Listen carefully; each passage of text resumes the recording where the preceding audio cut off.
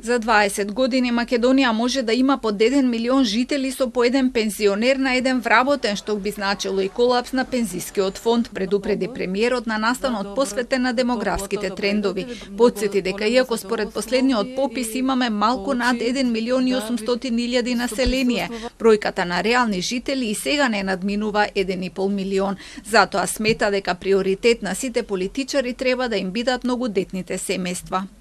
Нека ме нарекуваат конзервативен, заостанат, како сакаат нека ме нарекуваат, но ова мора да биде прв приоритет на оваа влада и на сите следни влади, а тоа е многодетните семејства.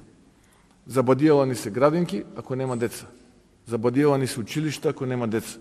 Забадијала градиме автопати и пруги ако нема кој да вози по нив и кој да се вози на нив. А формирањето многодетно семејство е највисок патриотски чин на еден народ за сопствената татковина.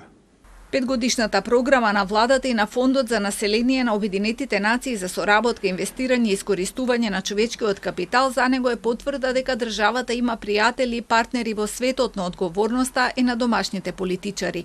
Од СДСМ веднаш го потсетија дека за одгледување на повеќе деца се потребни пари и услови. Борбата пак вела треба да биде преку конкретни механизми за зајакнување на стандардот, покачување на платите, поддршка за млади брачни парови.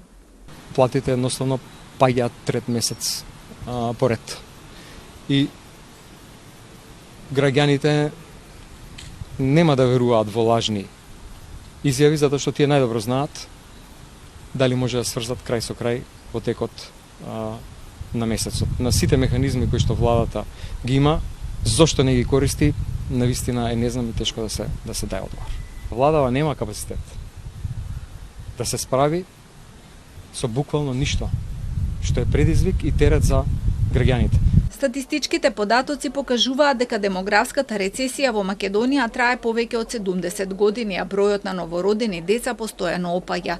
Во 1950 година имало над 50.000 новородени бебиња, а во 2024 година само околу 16.000 новородени бебиња.